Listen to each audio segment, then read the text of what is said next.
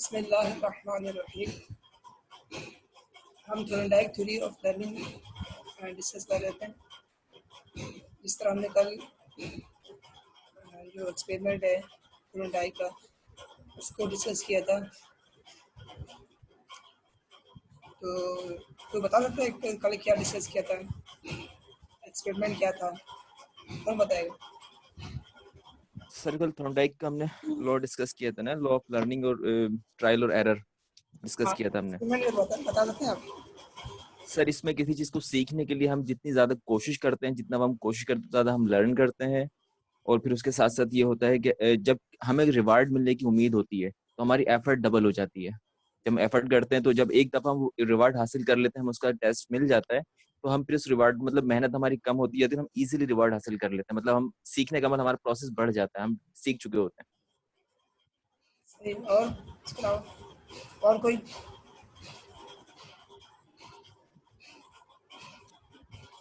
Sir जब शुरू में यही हम सीखा अगर है। कोई चीज सीख रहे होते हैं तो उसमें ज्यादा टाइम कंज्यूम हो रहा होता है, अगर फिर हम बच्चे जब को हमें उसकी आदत पड़ जाती है कर करके तो उसमें कम हमें एकदम से कम टाइम कंज्यूम होने लगता है, क्योंकि हमें उस चीज की आदत पड़ जाती है। वो हमने लर्न कर लिया होता है, हम आहिस्ता आहिस्ता उस तरफ जा रहे होते हैं लर्निंग प्रोसेस में। और कोई? अगर हम स्टूडेंट को कोई रिवॉर्ड दें तो वो ज़्यादा माइंड होता है पढ़ने की तरफ, आवाज़ कम आ रही है। जल्दी सीखता है वो।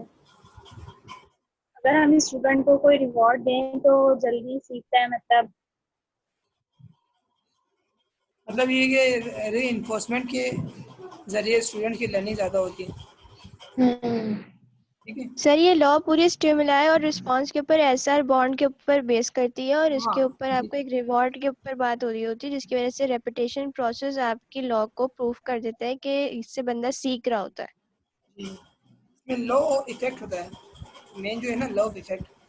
आप स्टिमुलस और रिस्पॉन्स के ज़रिए, ठीक है, आप जो स्टिमुलस जो रिस्पॉन्स होती है उसकी रिपीटेशन के ज़रिए आप उस चीज़ को, उस गोल को अचीव कर लेते हैं। Sir I have a question. जी सर जी सर एक तो ये थे कि हमने कल पढ़ा था प्रिंसिपल ऑफ लर्निंग, पढ़े थे ना बाय थॉर्नडाइक के, जो थ्योरी पढ़ी थी प्रिंसिपल ऑफ लर्निंग ना। सर लॉज ऑफ लर्निंग और प्रिंसिपल लर्निंग दोनों डिफरेंस है, एक ही चीज है? अलग है। लो प्रिंसिपल ऑफ जो है ना वो अलग है, ये लो अलग जी, है। लो, लॉ अलग है। हाँ, लो ऑफ जो लर्निंग है वो जी थॉर्नडाइक ने अपने थ्योरी के बेस पे दिए हैं। जी जो जो थॉर्नडाइक है, जो कनेक्शनिज्म और जी ट्रायल एंड एरर थ्योरी है, इसके जी बेस पे जी। उन्होंने ये लॉ ऑफ लर्निंग, जो 3 लॉ ऑफ लर्निंग है वो learn the. Sir law of learning जो मैंने पढ़े 7 पढ़े, तो मेन 7 जो लॉ है ना, दिए। मेन 3 है, इसी के अंदर कैटेगरीज है। अभी आप पढ़ेंगे आगे आप। जी अच्छा। इन्हीं लॉ जो सर है यानी कि ना, दोनों डिफरेंट है, मतलब law of learning and principle of learning both हाँ, आर डिफरेंट। ओके अब सर। देखें इन्हीं लॉ से, अब जो जो लॉ प्रिंसिपल निकाला है वो इन्हीं लॉ से निकाला है। मतलब जो प्रिंसिपल्स निकाले हैं लर्निंग के, जी इन्हीं जी लॉ जी को वो थॉर्नडाइक ने। डिफाइन करते हुए इन्होंने प्रिंसिपल जनरेट किए हैं, ठीक है? अब जो लॉ जो लर्निंग है वो यही 3 लॉ ऑफ लर्निंग है, इसी को और मॉडिफाई करके इन्होंने कैटेगरीज बनाई, इसकी और अच्छा फिटिंग बनाई, ठीक ठीक है? ठीक है सर, थैंक यू। अब आ जाए law compounded of by Thorndike. फिर थॉर्नडाइक ने 3 लॉ डिस्कस किया है, law of readiness, law of exercise and law of effect. अब लॉ ऑफ रेडीनेस, रेडीनेस से आप पता चल रहा है कि आपको रेडी होना, ठीक है, लर्निंग के लिए प्रिपेयर होना, ठीक है, या उर्दू में कहने आमादा होना, आमादगी जाहिर करना। मतलब कि शौक होना हमारा, मतलब दिल रेडी चाहना। होना है। हाँ, प्रिपेयर होना, लर्निंग के लिए आप एडजस्टमेंट के लिए प्रिपेयर होना, ठीक है, और आपका जो एक्शन है वो ऐसा हो कि आप लर्निंग के लिए प्रिपेयर हो रहे हो, ठीक है? तो इसकी मिसाल ये है कि अगर आप कोई काम करते हैं तो उसके लिए आप पहले प्रिपेयर करते हैं अपने आप को, ठीक है, एनवायरनमेंट के हिसाब से आप अपने आप को एडजस्ट करते हैं एनवायरनमेंट में, और उसकी जो जो लर्निंग के लिए जो रिक्वायरमेंट्स हैं आप उसको फुलफिल करते हैं, प्रिपेयर हो रहे हैं लर्निंग के लिए, ठीक है, मेंटली भी फिजिकली भी। सबसे पहले हम लर्निंग में प्रिपेयर होने के लिए टीचर क्या करता है कि उसको पहले इजी टू डिफ़िकल्ट जो मैगज़ीन है उसको फॉलो करता है। सबसे पहले उसकी प्रीवियस नॉलेज है उसको रिमाइंड करवाता है, उसको रिवाइज कराता है ताकि उसका जो इंटरेस्ट डेवलप हो, वो प्रिपेयर हो सके लर्निंग की तरफ। ठीक है, उस कॉन्सेप्ट की तरफ, उस टॉपिक की तरफ प्रिपेयर हो सके। अब वो फिजिकली भी साइकोलॉजिकल दोनों प्रिपरेशन होना लाजमी है। जिस तरह इसमें लिखा हुआ है, first primary law of learning according to him मतलब Thorndike is the law of readiness or the law of action tendency, which means that learning takes place when an action tendency is aroused through preparatory adjustment, set or attitude. Readiness means a preparation for action. ठीक है, action preparation for action है। If one is not prepared to learn, learning cannot be automatically instilled in him. For example, unless the typist, in order to learn typing, prepares himself to start, he will not make much progress in a lethargic and unprepared manner. ठीक है, इसमें एक आगे मिसाल के तौर पर typist अगर वो टाइपिंग सीखने के लिए अपने आप को प्रिपेयर ना करें, ठीक है, उसकी रिक्वायरमेंट को फुलफिल ना करें, तो वो टाइपिंग के नहीं सीख सकता। ठीक है, उसको डिफ़िकल्टी आएगी, उस डिफ़िकल्टी जो है उसको मैनेज नहीं कर पाएगा। ठीक है,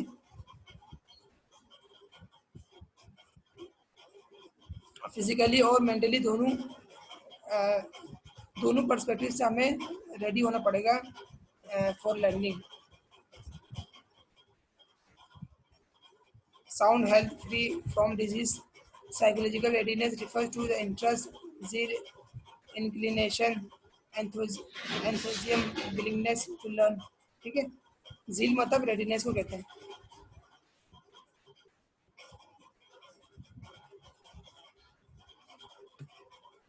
अब आ जाए readiness depends on 3 main factors such as, इन 3 main factors पे readiness स्टूडेंट की रेडीनेस जो लर्निंग रेडीनेस है वो इन 3 फैक्टर पे डिपेंड करती है। मैचुरेशन, एक्सपीरियंसेस, ट्रेनिंग और previous learning, favourable physical, psychological and environmental element conducive for learning. ठीक है, सबसे पहले उसकी मैचुरेशन होनी चाहिए। जब उसके वो मैच्योर होगा उस चीज़ के लिए तब जाकर वो अपने आप को प्रिपेयर कर सकेगा। ठीक है, और उसकी प्रीवियस एक्सपीरियंस और प्रीवियस लर्निंग के बिहार को अपना को प्रिपेयर करेगा। सबसे पहले हम एज अ टीचर उसको उनके प्रीवियस नॉलेज को पे डिस्कस करेंगे, उसकी प्रीवियस नॉलेज जो है उसको रिमाइंड कराएंगे, फिर जाकर वो अपने आप को मेंटली प्रिपेयर करेंगे। ठीक है, और दूसरा ये कि फिजिकली और साइकोलॉजिकल भी जो इन्वायरमेंटल एलिमेंट्स हैं उस हिसाब से भी उसे प्रिपेयर होना होगा कि उसका इंटरेस्ट डेवलप हो। ठीक है, मोटिवेशन लेवल इसका डेवलप हो, फिजिकली वो फिट हो। ठीक है, और ये भी कह सकते हैं कि एक एज ए स्टूडेंट वो क्लासरूम में एक्टिव हो और उसके अंदर मतलब कि वो सुस्त ना हो क्लासरूम में। ठीक है, लेजी ना हो और रिस्पॉन्स कर रहा हो, इससे हमें इसकी रेडीनेस का अंदाज़ा होगा। सर ये मैच्योरेशन कहाँ से आ गई? मतलब मुझे ये समझ नहीं आई कि रेडी होने पर, सर ये तो पता है, रेडी होने पर मैच्योरेशन का क्या ताल्लुक है? ताल्लुक है, रेडी कैसे होंगे जब उसके अंदर मैच्योरेशन सर आएगी। बंदा जब मैच्योर नहीं होता तब भी आप उसको रेडी कर ही रहे होता है। तो कर रहे हो, डिपेंड फैक्टर है एक मैच्योरेशन होगी तो रेडीनेस जल्दी होगी उसके अंदर। ये फैक्टर होता है कि अगर बच्चे के अंदर मैच्योरेशन जो लेवल है वो डेवलप होगा तो वो ऑटोमेटिकली खुद प्रिपेयर होगा लर्निंग की तरफ। उससे बाहर बोलना नहीं पड़ेगा कि तुम आ जाओ पढ़ने के लिए आ जाओ, या तुम कॉपी निकाल लो, ठीक है, ये बुक निकाल लो। ठीक है, तो उससे बार बार कहना नहीं पड़ेगा। जब उसको मैच्योरेशन उसके अंदर आएगी, इतनी अकल उसके अंदर आएगी कि मुझे क्लासरूम में बैठना है तो मुझे किताबें निकालनी है, मुझे कॉपी निकालनी है। ठीक है, मुझे सीधे बैठना है, क्लासरूम के अंदर बातें नहीं करनी है, ये सब मैच्योरेशन में आता है। जब ये चीज़ उसके अंदर उसको ये पता होगी चीज़ें के रूल्स एंड रेगुलेशन क्या है क्लासरूम के, तो वो ऑटोमेटिकली अपना को प्रिपेयर करेगा, अपना को रेडी करेगा फॉर लर्निंग। ये फैक्टर है, ठीक है, समझ आया? सर जी सर। अब इम्प्लीकेशन, एजुकेशनल इम्प्लीकेशन क्या इसका? Curriculum and syllabus are to be prepared as per learners' age and ability standard, ठीक है। जो करिकुलम एंड सिलेबस वो एबिलिटी और स्टैंडर्ड के हिसाब से होता है स्टूडेंट के और प्रिपरेशन, ठीक है। अब ये प्रिपरेशन ऑफ स्टूडेंट है कि उसके एज के हिसाब से सिलेबस रखा जाता है और मेथड टीचिंग भी इसी उनके मेंटल मैच्योरिटी के हिसाब से सिलेक्ट किया जाता है। और यूज़ ऑफ आर्टिफिशियल एड्स जो है वो, ठीक है, वो जो स्टूडेंट के रेडीनेस को क्या कहते हैं, एक्टिव करती है। हम जो रिसोर्सेज यूज़ कर रहे हैं क्लासरूम के अंदर, वो भी एक फैक्टर है कि उसके मुताबिक भी स्टूडेंट की जो लर्निंग है और रेडीनेस है वो डेवलप हो सकती है, ठीक है। हम उसको वो जो क्लासरूम के हिसाब से हम उसको यूज़ करेंगे, जो रिसोर्स हम यूज़ कर रहे हैं आर्टिफिशियल।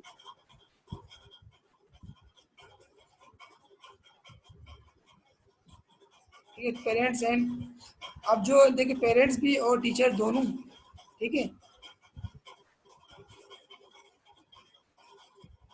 अब पेरेंट्स और जो टीचर है दोनों क्या है, वो स्टूडेंट्स की रेडीनेस, ठीक है, उस पर रेडीनेस पे डिपेंड कर रहे होते हैं कि जैसे स्टूडेंट लर्निंग के लिए रेडी हो जाएगा तो हम उसकी डिफ़िकल्टीज़ को, ठीक है, ओवरकम करेंगे और उसकी जो प्रॉब्लम्स है उसको सॉल्व करेंगे जब वो स्टूडेंट रेडी ना हो जाए learning for learning. Teacher is to motivate the child before starting his teaching work. Readiness के लिए मोटिवेशन भी हो सकती है, हम कर सकते हैं motivation. Learners should be engaged in curricular activities, observing their readiness and curiosity for new things, ठीक है। हम करिकुलम एक्टिविटीज़ को करिकुलर एक्टिविटीज़ भी हम में इंगेज कर सकते हैं स्टूडेंट्स की रेडीनेस चेक करने के लिए। अक्सर हम क्लासरूम में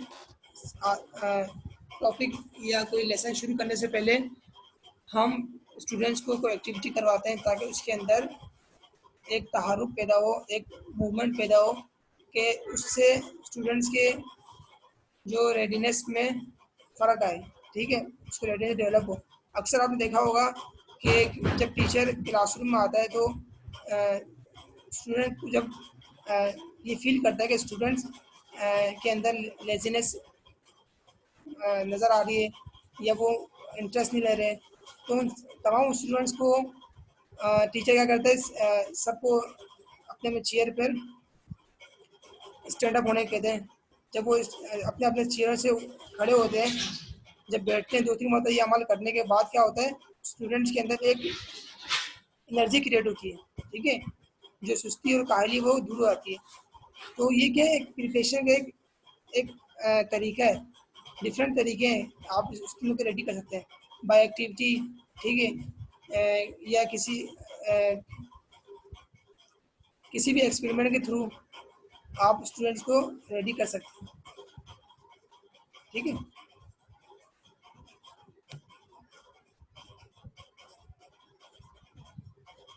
लॉ ऑफ एक्सरसाइज, नेक्स्ट है law of exercise. Law of exercise क्या है? एक्सरसाइज से पता चल रहा है आपको एक्सरसाइज, ठीक है, रिपीटेशन, ये भी कह सकते हैं इसको प्रैक्टिस, जो एक्शन, ठीक है, लर्निंग बाय डूइंग, प्रैक्टिस, तो इसको लॉ ऑफ प्रैक्टिस भी कहते हैं, ठीक है। तो एक्सरसाइज की जब हम किसी लर्निंग में इन्वॉल्व होते हैं तो उस इन्वॉल्वमेंट ऑफ लर्निंग के दौरान अगर हम उसको रिपीट ना करें, उसको एक्सरसाइज ना करें, ठीक है, उस पर काम ना करें, वर्कआउट ना करें, ठीक है, प्रैक्टिस ना करें, उस लर्निंग की हम कोशिश ना करें, तो वो क्या होगी, लर्निंग अच्छे से नहीं हो पाएगी। तो इसको लर्निंग ऑफ एक्सरसाइज जो है, इसका मतलब ये है कि हम स्टूडेंट को एक्टिवली पार्टिसिपेशन करवाएं क्लासरूम के अंदर, ठीक है, वो रिस्पॉन्स दे सके, ठीक है। जब उसके क्लासरूम के अंदर एक्टिव पार्टिसिपेशन होगी, वो रिस्पॉन्स कर रहा होगा, और इसके अलावा टॉपिक्स वाइज वो स्टूडेंट जो है उसको प्रैक्टिस कर रहा होगा अपने डेली लाइफ में या होमवर्क बेस में उसको प्रैक्टिस कर रहा होगा, क्या होगा इससे इसकी लर्निंग क्या होगी, डबल हो जाएगी। ठीक है, और वो मज़ीद इसको सीख सकेगा और उसकी सेल्फ लर्निंग भी हो पाएगी इससे। Learning of exercise tells that learning takes place by doing और by actively participating or by exercising, ठीक है, any work in actual practice a man learns when he does and one does not learn। ठीक है, जब इसकी practice होगी तो वो लर्न करेगा, अदरवाइज उसकी लर्निंग रुक जाएगी। लॉ ऑफ एक्सरसाइज क्या होता है, लर्निंग इज परमानेंट। ठीक है, जब आप कोई चीज़ एक्सरसाइज कोई चीज़ आप उसको रिवाइज करते हैं, प्रैक्टिस में लाते हैं, तो आपको क्या होता है, वो चीज़ आपके जहन में सेव हो आती है। इसी कहते हैं लर्निंग, जो practice makes a man perfect कहते हैं, वो इसीलिए कहते हैं ताकि आप जब एक चीज़ प्रैक्टिस कर होता हो आप उसमें परफेक्ट हो जाते हैं। जिस तरह इसमें जो कैट ने किया था, कैट ने क्या किया था, बार बार उसको रिपीट किया था और एक्शन में और उसको रिपीटिशन में जब वो अमल बार बार किया उसने, तब जाके उसको उस चीज़ का वो उसकी हैबिट बन गई। ठीक है, इसको हम डिवाइड करते हैं लॉ ऑफ यूज में और law of disuse. Law of use क्या है, law of use is also called law of practice. ठीक है, emphasise on practice which makes a man perfect. ठीक है, और लॉ ऑफ डिसयूज क्या है, ये है when a thing is not repeated. जब हम कोई चीज़ रिपीट नहीं कर होते हैं फॉर अ लॉन्ग टाइम, तो वो चीज़ क्या होती है, हम उसको आहिस्ता आहिस्ता भूल जाते हैं। ठीक है, जैसे मैथमेटिक, इसको अच्छी एग्जांपल लेंगे मैथ्स की। मैथमेटिक की जो चैप्टर्स हैं, जो एल्गोरिथम है, ठीक है, और जो अलजेब्रिक एक्सप्रेशन, उसको हम अगर प्रैक्टिस में ना लाएं तो वो चीज़ क्या है, हम भूल सकते हैं। ठीक है, तो मैथ्स की अच्छी एग्जांपल है। मैथ्स में हम प्रैक्टिस कर रहे होते हैं, बार बार उस चीज़ को सॉल्व कर रहे होते हैं, तो क्या होता है, उस तरह के मजीद कोई अगर सम्स आ जाए हमारे सामने तो हम उसको भी इजीली सॉल्व कर लेते हैं। क्यों? क्योंकि हमने उसकी प्रैक्टिस की हुई होती है। इसका एजुकेशन इम्प्लीकेशन ये है कि the law creates interest with present result among the student. ठीक है, इससे क्या होता है, स्टूडेंट का इंटरेस्ट डेवलप, जब वो प्रैक्टिस में आएगा उसका शौक पैदा होगा। ठीक है, जब आप कोई चीज़ लगातार कर रहे होते हैं तो आपका इंटरेस्ट उसके अंदर डेवलप होता है, तो इससे क्या होता है, स्टूडेंट का रिजल्ट भी बेटर रिजल्ट आ रहा होता है, अच्छा रिजल्ट आ रहा होता है। ठीक है, समझ आ रहे हैं आप लोग को? जाग रहे हैं ना सब, ये सो रहे हैं? यस सर, आ रहा है समझ। Yes sir.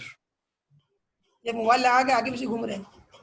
नहीं सर, सुन रहे हैं। नहीं सर, मैं ये पूछना चाह रही हूँ कि मुझे कैसे पता ये चलेगा ना सर, आपके बंदे तो मुझे तो सर लगता है ये कि जो शायद आप लोग के सामने रख के पीछे फिर रहे होते घर में। नहीं सर मैं ये पूछना चाह रही हूँ कि ये जो रेडी का आपने बताया है कि रेडीनेस का काम और करते उसके आप सुनते रहे। सर, आपको आवाज आ रही है मेरी? जी जी, मैं ये पूछना चाह रही हूँ कि रेडीनेस का आपने पहले पढ़ाया, तो उसके बाद एजुकेशन इम्प्लीकेशंस थे, वो उसके एजुकेशन इम्प्लीकेशंस थे। अब आप एक्सरसाइज का आपने पढ़ाया, तो ये अब उसके इम्प्लीकेशंस है ये सारे ना? हाँ, दोनों इम्प्लीकेशन में डिफरेंस है, एजुकेशन उसके एजुकेशन दोनों में में क्या डिफरेंस इम्प्लीमेंट है। है इस लॉ का, वो बताया मैंने। अब जिस तरह इसमें लॉ एक्सरसाइज है, इसमें ये होता है कि रिवॉर्ड एंड पनिश हम उसको देते हैं और उसकी प्रॉब्लम्स, जो प्रॉब्लम्स रिलेटेड बिहेवियर है वो सॉल्व आउट होती है इजीली बाय प्रैक्टिस। इसके अलावा इसके जी जी बिहेवियर है वो रिमूव हो आते हैं। ठीक है, जब एक चीज़ वो बार बार कर रहा होता है तो उससे क्या होता है, उसकी एटीट्यूड में चेंज आता है, उसके बिहेवियर में चेंज आता है, तो गुड हैबिट्स को वो अडॉप्ट करता है। ठीक है, उसके अंदर अच्छे हैबिट्स पैदा होती है। क्यों? रिवॉर्ड और पनिशमेंट, जब अच्छा काम करेगा जब वो अच्छे काम की प्रैक्टिस करेगा उसको रिवॉर्ड मिलेगा, जब वो बुरे काम की प्रैक्टिस करेगा उसको पनिशमेंट मिलेगी, जब पनिशमेंट मिलेगी तो वो सीख जाएगा उस अमल से, ठीक है। तो उसके अंदर अच्छी आदतें पैदा होंगी और बहुत। सर मैं ये बोलना चाह रही क्या हूँ होता है दोनों लर्निंग, एप्लीकेशंस में। आपकी आवाज में सही नहीं आ रही है असल में। मैं ये पूछना चाह रही हूँ सर कि दोनों इम्प्लीकेशंस में क्या फर्क है? मतलब ये एक्सरसाइज के बेस पे हम बता रहे हैं कि सारी इम्प्लीकेशंस एक्सरसाइज बेस पे हैं और वो रेडीनेस पे थी, ये दोनों ही तकरीबन सेम है या इन दोनों में नहीं है ना, डिफरेंस है दोनों इम्प्लीकेशंस में? रेडीनेस प्रिपेयर होना, आप अभी क्या कहते हैं लर्निंग प्रोसेस में प्रिपेयर हो रहे हैं, लर्निंग के लिए प्रिपेयर हो रहे हैं। जब प्रिपेयर हो जी जाएंगे जी तो सीखने के बाद उसकी प्रैक्टिस करेंगे ना, एक्सरसाइज में लाएंगे अपने। नहीं सर, आपने सर रेडीनेस का तो पढ़ाया, उसके बाद भी एजुकेशन इम्प्लीकेशंस आपने पढ़ाई ना, तो सही है। उसके बाद फिर आपने एक्सरसाइज पे पढ़ाया, एक्सरसाइज बेस पे, हाँ फिर उसके बाद दोबारा एजुकेशन इम्प्लीकेशंस आई हैं। तो मैं ये पूछना चाह रही हूँ इन दोनों में क्या डिफरेंस है या एक ही है? डिफरेंस है ना, ये वो लॉ ऑफ रेडीनेस का इम्प्लीकेशन था, ठीक है, ये है लॉ ऑफ एक्सरसाइज का। अब लॉ इफेक्ट आएगा तो एजुकेशन। सर हाँ ये सही सही सर, सही, एक ये टीचर को पूछना सर चाह। इन तमाम चीजों का ख्याल रखना है क्लास में जाके सर, ये उसी लिए ना मतलब टीचर्स मतलब लॉ ऑफ रेडीनेस को भी देखे बच्चे रेडी हैं या नहीं है, लॉ ऑफ एक्सरसाइज मतलब बच्चा अगर रेडी होगा तो उसको किस तरीके से लर्निंग करवानी, प्रैक्टिस करवानी सर, इस मतलब एक टीचर को इन चीजों का ख्याल रखना, ये वो यही है ना सर, मतलब मकसद यही हाँ है, चीजों मतलब मतलब अगर सिर्फ पहले जब स्टेप बाय स्टेप। सिर्फ टीचर का ख्याल रखेगा तो स्टूडेंट की लर्निंग होगी ना। हाँ टीचर्स ने पहले टीचिंग किस चीज लर्निंग का क्या ख्याल है? रखना है, सेकंड स्टेप में क्या आ रहा है, उसके बाद फिर क्या आएगा, स्टेप बाय स्टेप ही हम लेके चलेंगे जी ना। जी अब बच्चा क्लास में रेडी नहीं है, हम डायरेक्ट प्रैक्टिस शुरू करवा दें तो ये भी प्रॉब्लम है। जी एज जी ए टीचर हमें क्या करना पड़ेगा क्लास में, ये वो डिस्कस जी हो रहा है। भाई, लर्निंग लॉ ऑफ लर्निंग, देखिए teaching learning two way process है, वन वे प्रोसेस नहीं है, ठीक है। जो स्टूडेंट की लर्निंग बेस करिए टीचिंग के ऊपर, ठीक है। अगर टीचर वो फैसिलिटीज आपको प्रोवाइड करेगा तो आपकी लर्निंग हो पाएगी। और इसके लिए आपको इन्वायरमेंट, रेडी होने के लिए इन्वायरमेंट का होना और जो टीचिंग मेथड का होना, सुटेबल टीचिंग मेथड का होना ज़रूरी है। फिर जाके वो स्टूडेंट लर्निंग में रेडी हो पाएगा, उसको एक्सरसाइज कर पाएगा, प्रैक्टिस कर पाएगा जो उसने सीखा है। सर अगर बस एजुकेशन इम्प्लीकेशन की जहाँ तक बात होगी तो हम उसको भी कुछ पॉइंट्स उसके और कुछ पॉइंट्स इसके हम ले सकते हैं, लेकिन अगर सिर्फ वो एक्सरसाइज बेस पे होगी तो सिर्फ हम इसके पॉइंट्स जो है ना जहन में रखेंगे, रेडीनेस के नहीं। अरे ये जो डिस्कस कर रहे हैं ना यहाँ पर सैरिश, बात ये हो रही है कि मतलब एक टीचर को किस किन चीजों का ख्याल रखना है अपनी वो तो क्लासरूम है में। लेकिन मैं वो तो है लेकिन बोलना चाह रही हूँ कि अगर हम हम्म। एक्सरसाइज बेस पे बात कर रहे हैं तो सिर्फ ये पॉइंट्स हम लोग रखेंगे ना, मतलब ये मार्क करेंगे ये सारे पॉइंट्स, रेडीनेस पे जो बात हुई है उसका हम छोड़ देंगे। हाँ ठीक छोड़ कह क्या रही हो, देंगे? समझ गई। छोड़ना थोड़ी, सर मतलब उनके ये चीजों का कहने का ख्याल रखनी है। मकसद ये, सर उनका कहने का मकसद ये बिलफर्ज अगर क्वेश्चन सिर्फ एक्सरसाइज के ऊपर आ जाएगा तो एजुकेशन इम्प्लीकेशंस हाँ में आप यही डालेंगे ना क्वेश्चन, आप रेडीनेस के इम्प्लीकेशंस तो नहीं डालेंगे ना। हाँ कॉमन ये सेंस की बोलना बात है, चाह रहे हैं। दूसरों की बात है। सर ये तो पूरा लॉ आएगा ना सर, ये तो अब पूरे लॉ में डिस्कस करना होगा, अगर आप पूरा लॉ हाँ, अगर पेपर में आता है तो ये पूरा लॉ में सब चीजें आती है वन बाय वन, आप नहीं या अगर सिर्फ एक सवाल पॉइंट आगे, देंगे कि लॉ ऑफ नहीं, रेडीनेस की डिस्कस करें। एक भाई सिर्फ बात सुनिए, पॉइंट भी तो आ सकता है ये। जो सवाल पूछेगी उस हिसाब से जवाब देंगे ना। रेडीनेस के ऊपर आएगा तो रेडीनेस के ऊपर, यस सर। तो जब एक्सरसाइज के बारे में तो थोड़ा देर वेट एक्सरसाइज करवा। लिखेंगे आप, हाँ। ये तो कॉमन सेंस की बात है, सवाल के हिसाब से हम देखेंगे, ठीक है। तो ये बात समझ आ गया हम लोग को, आगे बढ़ते हैं। Yes sir. Low of effect, अब लो इफेक्ट जो है, लो इफेक्ट वो पूरा बेस करता है हमारे ये थोर्नडाइक थ्योरी के ऊपर, ठीक है। ये थोर्नडाइक थ्योरी वो लो ऑफ इफेक्ट पे ही बेस करते हैं। ये भी सवाल आ सकता है आपका, क्यों? इफेक्ट क्या है, इफेक्ट किस तरह होता है? स्टिमुलस एंड रिस्पॉन्स की बिहाफ पर इफेक्ट होता है, ठीक है। जैसा आपका स्टिमुलस होगा वैसा आप इसको रिस्पॉन्स देखेंगे, ठीक है। जैसा एक्शन होगा वैसा आपका रिएक्शन होगा। तो लो इफेक्ट क्या है, जब आपको स्टिमुलस और रिस्पॉन्स बार बार रिपीटेशन होगी और स्टिमुलस और रिस्पॉन्स के जरिए आप सेटिस्फेक्शन आपके अंदर आई, आप इसको सेटिस्फाई होंगे उस अमल से, ठीक है, उस सिचुएशन से सेटिस्फाई होंगे, तब जाके आपका जो लर्निंग है वो क्या होगा, इफेक्टिव होगा, ठीक है। तो सेटिस्फेक्शन लाजमी है, ठीक है। सेटिस्फेक्शन जब होगी तो आपका कनेक्शन जो है वो, आपका कनेक्शन क्या होगा, इंक्रीज होगा। तो सेटिस्फेक्शन लाजमी है इसमें, स्टिमुलस और रिस्पॉन्स के थ्रू आपका सेटिस्फेक्शन, जब आप सेटिस्फेक्शन होगी आपके अंदर उस गोल को अचीव करने में, तो आपको क्या होगा, वो आपकी जो लर्निंग है वो इफेक्टिव होगी। ठीक है, जैसे मैं कहा कि response which gives achievement of the goal will give pleasure and thus provide satisfaction will be stamped in। ठीक है, वो काम जिससे आपको सेटिस्फेक्शन मिल रही है तो क्या है, वो आपके गोल को अचीव करने में मदद मिलती है। ठीक है, जब गोल अचीव होगा करने में मदद मिलेगी तो क्या है, तो उसमें हमारी लर्निंग जो है वो इफेक्टिव हो जाएगी हमारी लर्निंग। और दूसरी बात ये कि जब अमल करते हैं उसमें आपको डिससेटिस्फेक्शन होती है तो आपका स्टेम आउट, उस चीज़ से आप क्या होते हैं, आपको जो गोल है अचीव करने में आपको डिफिकल्टी होती है। ठीक है, तो this law has an important bearing on learning. तो लर्निंग के लिए ये लो बहुत इम्पोर्टेंट है। ठीक है, this law says that if our efforts are accompanied by a feeling of achievement or satisfaction, we are further inspired to learn। ठीक है, जब हमें अचीवमेंट और सेटिस्फेक्शन मिल रही होगी तो हमारे अंदर एक लर्निंग का एक जज्बा पैदा होगा, हमारे अंदर शौक पैदा होगा। ठीक है, इफेक्ट जैसे आपने देखा है, अक्सर देखा होगा कि जब आपको काम कर रहे होते हैं तो इसमें उस काम में आपको जब कामयाबी मिलती है, ठीक है, जब कोई फ़ायदा मिलता है तो आप उस काम के लिए आपके अंदर शौक पैदा होता है। ठीक है, तो आप उसको सीखने में क्या करते हैं, जुस्तजू करते हैं। तो इससे क्या होगा, आपकी जो लर्निंग की इफेक्टिव होती है। तो इंटरेस्ट को, एक तो इंटरेस्ट खुद ब खुद होता है, एक होता है डेवलप करना पड़ता है इंटरेस्ट। ठीक है, डेवलप कब होता है, जब आप उसको रिपीटेशन में लाएंगे, एक्सरसाइज में लाएंगे, तो वो चीज़ खुद ब खुद आपके अंदर डेवलप होती है। वो डेवलप इस मीन्स में होती है कि आपके अंदर वो चीज़ हैबिट क्रिएट होती है। अब देखिए, रीडिंग की हैबिट है, रीडिंग हैबिट अच्छी बात है। अब वो हैबिट कैसे लाएंगे, बाय रिपीटेशन, प्रैक्टिस।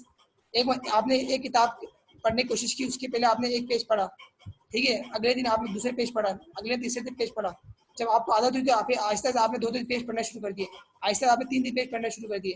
ठीक है, तो इस तरह के आपके अंदर एक शौक पैदा हुआ रीडिंग का, और आपका जो रीडिंग का जो टाइम पीरियड है वो इंक्रीज होगा। ठीक है, तो ये किस तरह हुआ, तो ये क्या, इससे आपको लर्निंग क्या है, इफेक्टिव होगी। ठीक है, आपको सेटिस्फेक्शन मिल रही होगी, हाँ मैंने जब एक पेज पढ़ा था तो मुझे इतना टाइम लग रहा था, अब इस प्रैक्टिस में आने के बाद मैं एक दिन में 5 पेज भी पढ़ लेता हूँ। ठीक है, पढ़ने के बाद उसको कॉम्प्रिहेंड भी कर लेता हूँ, समझ भी लेता हूँ। तो ये हमारे अंदर जो हैबिट पैदा होती है वो बाय एक्सरसाइज, ठीक है, बाय रेडीनेस, हम उसके अंदर अपने अंदर उस हैबिट को क्रिएट कर सकते हैं। देन जो लर्निंग है वो इफेक्टिव हो जाएगी। इसका जो इम्प्लीकेशन है वो है, the learning situation provided by the teacher is enjoyable. ठीक है, it creates school activities interesting, each practice will definitely give result, good practice will give good effect। यार जैसे मैंने कहा था ना कि जब आपकी प्रैक्टिस अच्छी होगी, जब आप अच्छी जिसमें प्रैक्टिस करोगे तो आपको रिवॉर्ड मिलेगा, आपके अंदर हैबिट अच्छी होगी, रिजल्ट अच्छा आएगा। जब बैड होगी तो आपके अंदर रिजल्ट बैड आएगा। Without seeking incentives, repetition, motivation, learning is ineffective. ठीक है, आप उसको इंसेंटिव, रिपीटेशन में ना लाएंगे, मोटिवेशन में ना लाएंगे तो आपकी लर्निंग इफेक्टिव नहीं होगी। तो लर्निंग के लिए देखिए, लर्निंग के लिए इफेक्टिव, अब जैसे आप यहाँ जूम पढ़ रहे हैं, शुरू में आपको जूम पढ़ने के लिए आपको क्या हो रहा था कि पता नहीं किस तरह क्लासेस किस तरह होंगी, किस तरह हम पढ़ेंगे, समझ आएगा नहीं आएगा। जब आप प्रैक्टिस में, अब 15-20 दिन हो गए हम लोग इसमें, हम प्रैक्टिस में आ गए जूम पर ऑनलाइन क्लास लेने में, तो हमें एक आदत हो गई है। ठीक है, हम उस हैबिट में आ गए। जब हैबिट में आ गए तो हमारे लर्निंग की आहिस्ता आहिस्ता हमारी लर्निंग क्या हो रही है, इफेक्टिव हो रही है, हो रही नहीं हो रही है उसमें। यस सर, इम्प्रूव होती जा रही है। उसमें मसला होता हमें, अब आहिस्ता आहिस्ता हमें क्या है, रिपीटेशन में जब प्रॉब्लम हमने फेस किया, डिफरेंट डाइट का इशू था, नेट का इशू था, ये सब इशू करते करते हमने फेस करते करते हम इस नतीजे पहुँचे कि आज हमें तमाम जो डिफिकल्टीज को हम ओवरकम करने के बाद हम एक नतीजे पहुँचे, हमारी लर्निंग क्या हो रही है, आहिस्ता आहिस्ता इफेक्टिव हो रही है। अब हमने जनरल एक इम्प्लीकेशन ले लिया है, educational important education implication of trial and error theory of learning. ठीक है, अभी टाइम पूरा होने वाला है हमारा, तो इसको आप खुद पढ़ लीजिए, ठीक है, आसान है, मुश्किल नहीं है। इम्पोर्टेंस रेडीनेस एक्सरसाइज है, स्ट्रेंथिंग बोथ बॉन्ड्स। ठीक है, एक्सक्यूज मी सर, इम्पोर्टेंट, हाँ बोलें। ये जैसे आपने अभी 3 लॉ पढ़ाई है, लॉ ऑफ एक्सरसाइज, रेडीनेस और तीसरी इफेक्ट जो है, बेसिकली सारी की सारी डिपेंड कर रही है रेडीनेस के ऊपर ना सर। अगर स्टूडेंट रेडी होगा, है ना, जी, तो अगर सर एमसीक्यूज फॉर एग्जांपल आ जाता है कि आपकी लॉ किस पे बेस कर रही है, तो हम इफेक्ट पे क्यों लगाएं जब तीनों पर बेस कर रही है?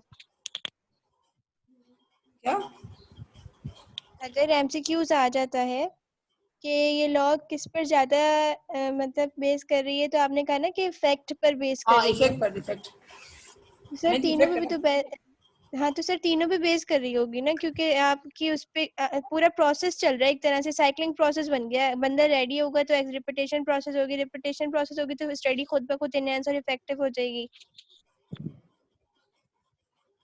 इफेक्ट पे ये हो रहा है, स्टिमुलस और रिस्पॉन्स दोनों हो रहा है ना इफेक्ट पे। सर इफेक्ट पे ये जो है थ्योरी बस स्टिमुलस और रिस्पॉन्ड पे बेस करती है। अब जो ये सिलेक्ट कर रेडी में लेंगे। क्या था, रेडी में आप उस टाइम हम कोई स्टिमुलस नहीं कर रहे थे, प्रिपेयर हो रहे थे उस चीज़ के लिए। ठीक है, अब मैं ये वीडियो लिंक सर आपको मैं सेंड कर रहा हूँ, ये इसमें है, इसको लाजमी देखिए वीडियो लिंक को। ठीक है, सर मेरी बात सुनिए। जी जी, सर यहाँ पर जो आपने 3 लॉ पढ़ा, law of readiness, law of exercise, law of effect, sir जो मैंने उसमें देखा था सर, वो भी एक मतलब एक अच्छा चैनल था। और लॉ ऑफ बिलोंगिंगनेस, लॉ इसका 4th लॉ भी तो है सर, वो आएगा या नहीं आएगा हमारे पास? वो इन जनरल इन्होंने इसी में से निकाले हैं, इसी सब टाइप्स निकाले हैं। जो मैंने थोरनडाइक में सर दी है वो 3 लॉ यही है। सर ये जी सर। थॉर्नडाइक नहीं, चौथा लॉ भी निकाला है सर, वो मतलब उसने क्या जनरेट किया था ना, चौथा लॉ भी था, लॉ ऑफ बिलोंगिंगनेस, जो वो क्या लॉ? मतलब इस हमारी लॉ ऑफ बिलोंगिंगनेस, उसूल वाबस्तगी। जी जी, सर ये हम इस पे स्टडी मतलब देखें उसको, ये छोड़ना है? सिर्फ ये जो 3 आपने बताई इसी को स्टडी करें? इसी को स्टडी 3 जो दिए ना, ये इसको स्टडी करें। ओके ओके सर जो सर मजीद वो जो ये लॉ दिए ना डिफरेंट, वो मैंने पढ़ा है नेट पे, उसमें जो है वो इसी को डिफाइन किया हुआ है। ठीक है, इसी से और भी लॉ निकाले, इसको पढ़ते हुए प्रिंसिपल्स निकाले। ठीक है, सर इन लॉस को आपकी 2 किताबों में कैटेगरी में मैंने देखा डिफाइन ना, कर किताबों दिया। में यही है। अच्छा 3 लॉ ही हैं जी, सर? इन लॉ को 2 कैटेगरी में डिफाइन कर दिया, प्राइमरी लॉज आ गए और एक सेकेंडरी लॉज आ गए ना। तो जो प्राइमरी लॉज जो आपने डिस्कस किए, प्राइमरी लॉज थे, इसमें 3 आपने डिस्कस किए थे, लेकिन वहां पर जो मैंने देखा था वो 4 लॉज थे। लेकिन अगर आप बोल रहे हैं 3 लॉ को हमें देखना, हम 3 लॉ 4 ही नहीं है, सिर्फ 3 है, देखेंगे। ये 3 ठीक है। है, हम 3 को देखेंगे सर। हाँ, ओके। अच्छा सर, ये पूछना चाह रही है कि अगर एमसीक्यूज में ये आ जाए, एमसीक्यूज में ये क्वेश्चन आए एमसीक्यू तो से भी कि आएगा बेटा। लॉ किस पे, कि ये लॉ किस पे बेस करता है, तो हम इन तीनों लॉ में से जो आपने ये अगर लॉ एमसीक्यू आ पढ़ाया जाए ये है लोग इस पे उनमें बेस से करता है, तो आपने क्या लिखना है कि ये स्टिमुलस एंड रिस्पांस पे बेस करता है। रिस्पॉन्ड पे। हाँ हाँ, सही है, स्टिमुलस एंड सही है, रिस्पांस बेस करता है। और ये लोग सही अगर आ जाए कि ये लोग किस पे बेस करता है, आप कहेंगे रीइंफोर्समेंट पे बेस करता है। ठीक है, सही है। बस। और कुछ सवाल? बाकी इसको आप खुद देख लीजिएगा। ठीक है, ये बहुत इजी वर्ड में लिखा हुआ है। ठीक है सर। ये मैंने पूरा ओके कंक्लूड किया सर। इसको, इन जनरल पूरा जो हमारा जो थ्योरी है उसकी इम्प्लीकेशन क्या होगी उसको हमने डिस्कस किया। ठीक है, ओके सर। चले, टाइम भी पूरा होने वाला। Okay sir, thank you. आपको मैं इंशाल्लाह आज ही ना ये दे दूंगा असाइनमेंट वगैरह, तो इंशाल्लाह इसको असाइनमेंट का आप करेंगे, फिर हम ये 20-21 जुलाई से इंशाल्लाह आपका जो प्रेजेंटेशन है वो स्टार्ट हो जाएंगे। इंशाल्लाह। ठीक है, अल्लाह हाफिज़। ओके सर, ओके सर, अल्लाह अल्लाह हाफिज। हाफ़िज़।